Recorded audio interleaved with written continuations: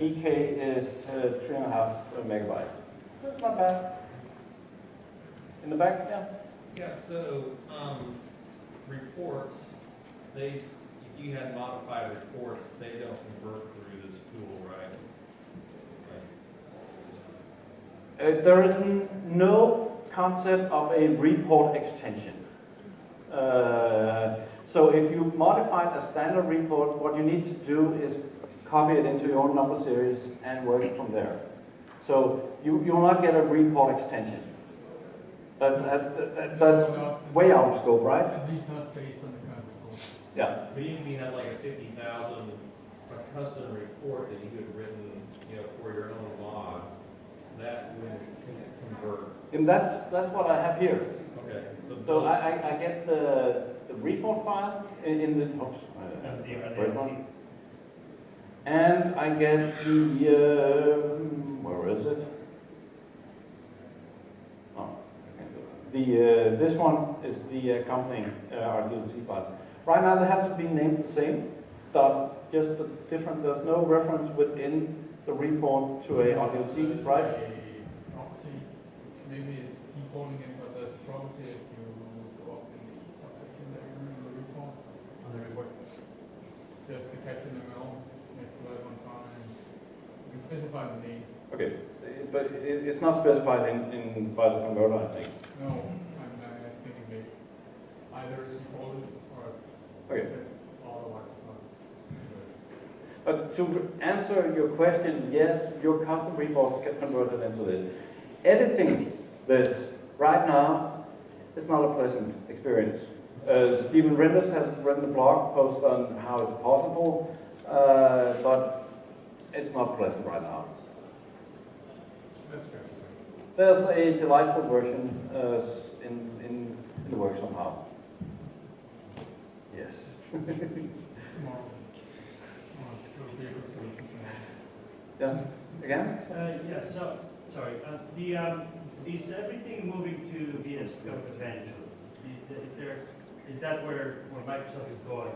And then, because Yes. I don't see any back compatibility. I cannot have in G-side page extensions as an object, correct?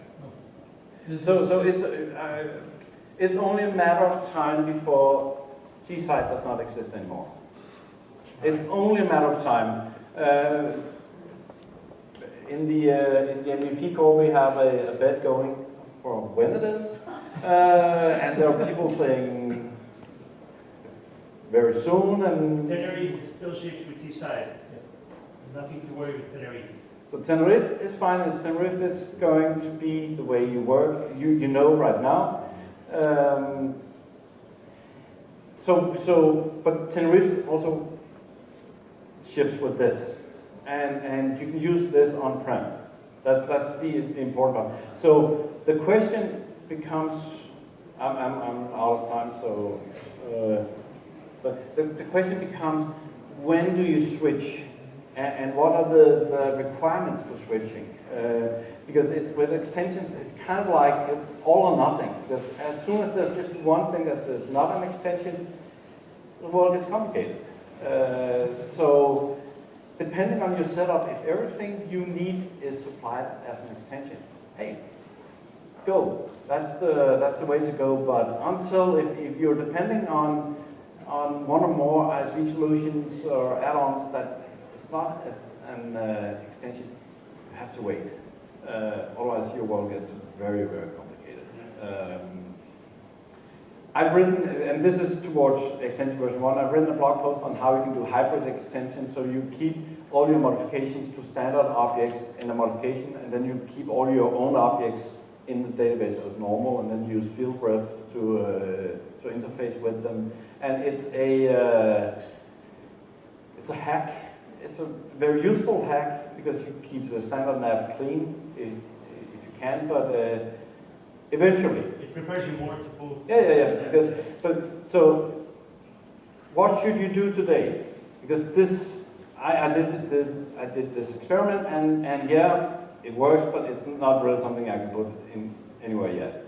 But what can you do today? Today you can start modifying standard nav objects. That's the single most important thing to do. stop modifying standard objects. Start using events. Start designing around NAV. Instead of modifying NAV, design around NAV. Look at NAV as a black box where you can put something in and you can modify on in and you can modify on out. But you need to consider that NAV X version from now will be a black box. There'll just be the public API exposed. You cannot do anything about what happens inside the black box.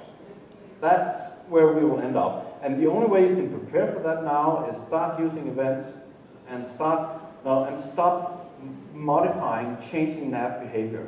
There are some corner cases where that's probably still a conversation, like can we extend an option field?